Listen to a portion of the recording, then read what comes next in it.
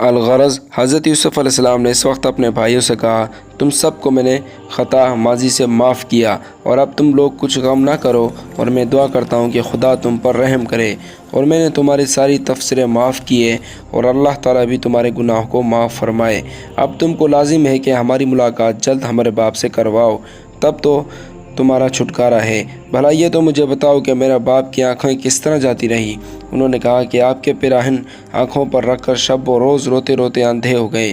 تب حضرت یوسف علیہ السلام نے کہا، اچھا اب یہ میرا دوسرا پیراہن لے جاؤ اور میرے باپ کے منہ پر ڈال دو، انشاءاللہ تعالی وہ بینا ہو جائیں گے۔ ان کا علاج بھی یہی ہے، اپنی نظر کے ساتھ دیکھتے ہوئے چلے آئیں گے، اور یہ بھی کرو کہ سارا گھر میرے پاس لے آؤ۔ یہ بات کہہ کر ماں اپنے بھائیوں کو کھانا کھایا اور ان سب کو اچھی اچھی پوشاکیں پہنائی جو نہایت قیمتی تھی، اور پھر ان سے کہنے لگے، تم میں کوئی ایسا بھی ہے کہ جو میرے باپ کو جلد از جلد اس امر کی خبر پہنچا دے، تاکہ جلد ان کو میری طرف سے تسلی خاطر ہو۔ ان میں سے ایک شخص کا جس کا نام یہودا تھا، ہر روز اس کو تقریباً 150 کوس چلنے کی عادت تھی۔ اس کو حضرت یوسف علیہ السلام نے کہا، تم جاؤ اور میرے باپ کو یہاں آنے کا مژدہ دو، اور ایک پیراہن کو جس کی برکت سے حضرت خلیل اللہ علیہ السلام نے آگ سے نجات پائی تھی، وہ آگ گلزار ہو گئی تھی۔ وہ پیراہن حضرت یوسف علیہ السلام کے بازو میں تھا۔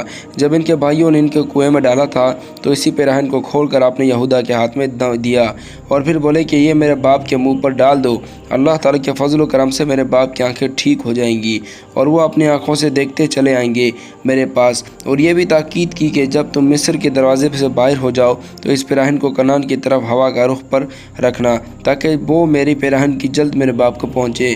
اس تاکید کے مطابق یہودا نے مصر کے دروازے کے باہر جا کر اس پیراہن کو ہوا کے رخ پر رکھا، اور بعد صبح نے وہ پیراہن یوسف کی فوراً حضرت یعقوب علیہ السلام کو پہنچائی۔ اس وقت حضرت یعقوب علیہ السلام نے کہا اپنی اولاد کو، جوان کے پاس اس وقت حاضر تھی، اے بیٹو، اب تو یوسف کے پیراہن کی بو پاتا ہوں، تم مجھ کو دیوانہ مت کہنا۔ یہ بات حضرت یعقوب علیہ السلام کی سن کر لوگ کہنے لگے، خدا کی قسم آپ اپنی اس پرانی خود فرتگی میں ہے۔ اس بات کو کہے ہوئے کچھ ہی ساتھ گزری تھی کہ سراسر پیک نے حضرت یعقوب علیہ السلام کو جا کر حضرت یوسف علیہ السلام کی طرف سے بشارت دی۔ یہ سنتے ہی حضرت یعقوب علیہ السلام نے جلدی سے اٹھ کر اس کو گود میں لے لیا، اور پھر بہت ہی مشتاق ہو کر سے پوچھنے لگے، یہ تو مجھے بتاؤ کہ میرا یوسف اس وقت کہاں ہے؟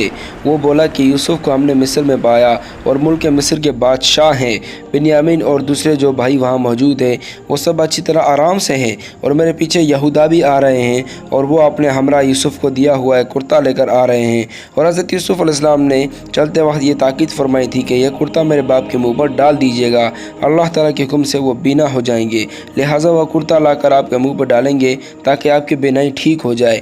اور ایک بات اور کی تاکید کی تھی کہ سب اہل بیت کو یہاں لے آؤ۔ یہ سن کر حضرت یعقوب علیہ السلام نے کہا، بہت اچھا، اس میں کوئی مذائقہ نہیں، لیکن مجھے یہ تو بتاؤ کہ میرا یوسف اس وقت کس کے دین پر ہے؟ اپنے باپ داداؤں کے دین پر ہے یا نہیں؟ اس میں مجھ کو اندیشہ ہے۔ اس نے کہا، ابھی تک وہ اپنے باپ داداؤں کے دین پر قائم ہے۔ یہ بات سن کر حضرت یعقوب علیہ السلام سجدے میں چلے گئے اور شکر خدا بجا لائے، اور تمام کنعان کے لوگ خوش ہوئے۔ اتنی دیر میں یہودا بھی حضرت یعقوب علیہ السلام کے پاس آ پہنچے، اور آتے ہی یہودا نے وہ پیراہن جو حضرت یوسف علیہ السلام نے دیا تھا وہ حضرت یعقوب علیہ السلام کے منہ پر ڈال دیا۔ اس پیراہن کے ڈالتے ہی حضرت یعقوب علیہ السلام کی آنکھیں ٹھیک ہو گئیں، اور وہ ہر چیز کو دیکھنے لگے۔ پھر اس پر یہ کہنے لگے اپنے بیٹوں سے کہ کیا ہم نے تمہیں کہا نہیں تھا کہ مجھے یوسف کے پیراہن کی بو آتی ہے؟ اگر کوئی شخص یہ اعتراض کرے کہ حضرت یوسف علیہ السلام کے پیراہن کی بو مصر سے حضرت یعقوب علیہ السلام کو پہنچی تھی اور کسی دوسرے کو نہیں پہنچی رہی تھی، اس میں کیا تھا؟ اس کا جواب یہ ہے کہ جو عاشق اپنے معشوق کا ہو تو ضروری ہے کہ وہ محبوب کی اس کو آئے گی، اور کسی دوسرے کو کیوں آئے گی؟ اللہ تعالیٰ فرماتا ہے، اے مومنو، تمام عالم مخلوقات میں نے کسی کو ایسا نہیں پیدا کیا کہ اس کی رنگ و بو میری نہ ہو۔ اسی طرح سے چونکہ حضرت یوسف علیہ السلام حضرت یعقوب علیہ السلام کی اولاد تھے، اسی لیے ان کو اپنے بیٹے کی بو لمبی مسافت سے بھی آ رہی تھی۔ اسی طرح سے بندہ مومن خدا کا دوست ہوتا ہے، اس کو بھی موت کے وقت راحت اور اپنی خدا دوستی کی بو آتی ہے۔ ایک روایت میں ہے کہ موت کے وقت جو مومن حالت نزاع میں ہوگا، خدا تعالیٰ فرما دے گا کہ میرا دوست ہے، چنانچہ اس وقت اس کو اسی دوستی کی بو آتی ہے۔ ہے۔ جب جان اس کی نکلنے کو ہوگی تو خدا کی طرف سے بشارت دی جائے گی کہ اے روح خوشی سے نکل جا۔ تب فرشتے بھی اس سے کہیں گے اے مومنو، تم کو بسبب عصیاں کے اور غفلت کے راہ امر نہیں خدا کی نہیں سوجی تھی، اب جاتے وقت تکلیف کھینچتے ہو اور روتے ہو، اسی لیے پھراہن مغفرت کا اللہ تعالیٰ نے تم کو بھیجا تاکہ آنکھوں میں تمہاری روشنی آ جائے اور اپنی جگہ بھی بہشت میں پاؤ۔ الغرض حضرت یوسف علیہ السلام نے بعد رخصت کرنے ساز پیک کے اور بھی 3 بھائیوں کی تدبیر میں رہے۔ ان کو اچھے عمدہ کپڑے چن چن کر اور ہر بھائی کو علیحدہ علیحدہ دے کر اور اہل کنعان کے لیے 1000 اونٹ ماہ بوجھ گندم کے اور قسم قسم کی کھانے کی چیزیں اور اچھے اچھے گھوڑے بطور ہدیہ باپ کے پاس بھیجے تاکہ تمام اہل کنعان کو حصہ پہنچے اور تمام اہل کنعان میرے باپ کے حق میں دعا کریں۔ یہ چیزیں کئی دن بعد شہر کنعان میں پہنچ گئی۔ پھر اس کے بعد حضرت یعقوب علیہ السلام اپنے تمام اہل بیت کو لے کر مصر کے قریب پہنچے۔ اس خبر کو سن کر بادشاہ ریان بہت خوش ہوا اور حضرت یوسف علیہ السلام سے کہا، ادائے شکر تم کو واجب ہے، اپنے ماں باپ سے اور تمام اہل بیت سے تمہاری ملاقات ہوئی اور جتنا مال پہلے سب کے واسطے تم نے اپنے والد بزرگوار کے پاس بھیجا تھا، ہم اس سے بہت ہی خوشی ہوئے، اور بھی اتنا ہی مال خزانے سے لے کر ادائے شکر میں فقیروں و محتاجوں کو خیرات کرو۔ اور پھر ملک ریان نے بھی ہدیہ خاص حضرت یعقوب علیہ السلام کے واسطے بھیجا۔